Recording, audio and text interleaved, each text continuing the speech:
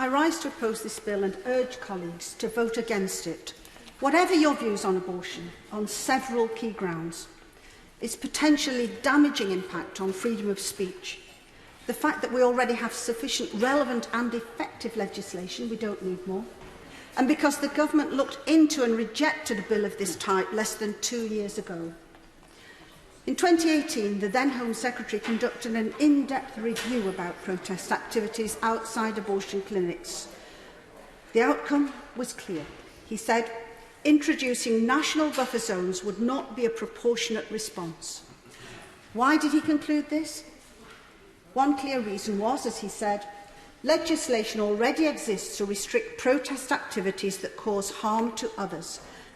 Where a crime is committed, the police have the power to act so that people feel protected.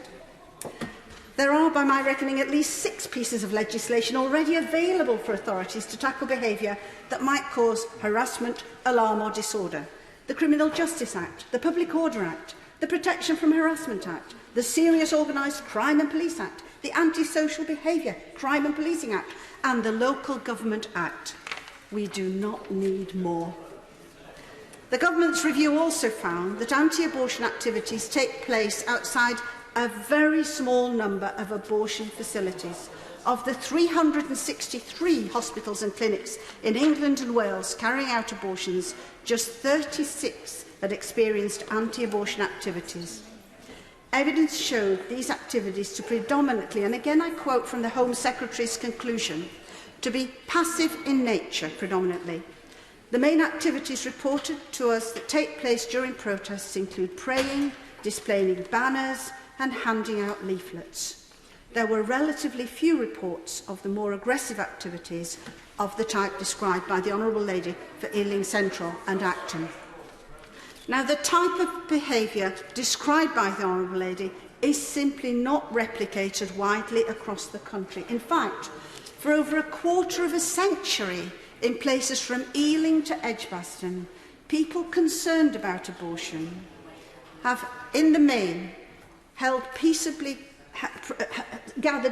to pray near abortion clinics, and they have gently offered a leaflet or the opportunity of a conversation. Actually, colleagues, how different is that from our political campaigning, apart from the praying, that is, for many of us, though some of us do that too. Little trouble was registered until the last few years at these clinics, when opposing campaigners started to arrive in groups, for example with a megaphone, in my opinion, to deliberately stir up conflict where none had existed before. Let me be clear, I do not condone aggressive protest activities outside abortion clinics, but these are in the minority. And imposing national legislation where it is not required to tackle these would be a drastic overreaction. A drastic overreaction because of the potential damage this bill could do to the more widely held freedom of speech in this country. As the then Home Secretary said, in this country it is a long-standing tradition that people are free to gather together and demonstrate their views. This is something to be rightly proud of. And not only freedom of speech could be threatened, but also freedom of assembly, freedom of conscience, freedom of religion, freedom of expression, the right to peaceably protest, the right to receive information. Fundamental liberties underpinning our democracy, and many hard-won. This is a dangerous bill with potentially far-reaching implications. Everyone has the right to free speech within the law.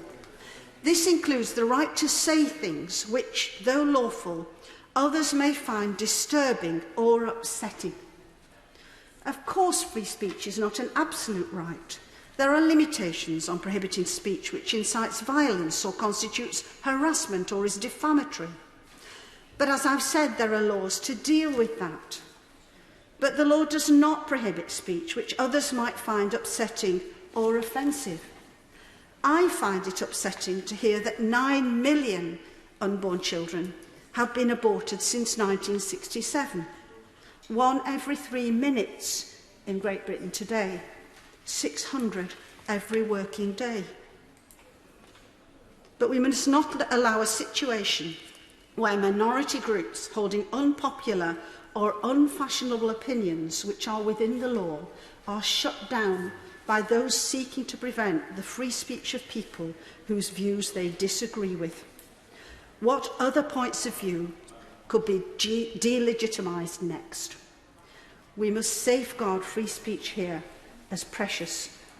And no wonder that a host of prominent human rights groups and civil society campaigners, who I suspect would not share my views on abortion, have spoken against the proposed buffer or censorship zones proposed by this bill, including Peter Tatchell, the Manifesto Club, Big Brother Watch, Freedom on Censorship and the Freedom Association and Liberty. Liberty has strongly criticised the public spaces protection orders referred to by the Honourable Lady as powers that allow for the criminalisation of a very broad range of conduct. And Liberty is calling on the government to get rid of these overbroad and under-scrutinised powers. A PSPO can be created simply if a local authority is satisfied that two conditions are met. If activities in the area have a detrimental effect on quality of life, a hugely subjective test, especially when applied in such a sensitive area as abortion, and if the activities are likely to be continuing. Not only would such nationwide censorship zones set an illiberal precedent of government censorship, but they would also make people fearful of expressing views about abortion elsewhere outside such zones, for fear of breaking the law or perhaps of being guilty of some hate crime, the so-called chilling effect on free speech. And this may well affect freedom of speech on other topics. How soon will it be before legal pro-life expression is unacceptable anywhere in the public sphere? Or indeed views on other issues which cause people to feel uncomfortable? This House must safeguard freedom of speech and oppose a bill that risks silencing the views of countless people from public life, including those like the woman Alina, who says on the website Be Here For Me how she kept her daughter, now aged 7, after a quiet encounter outside an abortion clinic. When she went into the clinic, she was only told about how to have an abortion. But she now says, having had that encounter with a woman outside, I felt I did have a choice. I could choose yes or no. This is not a pro-choice bill. It is a regressive bill, and I urge colleagues to vote against it today.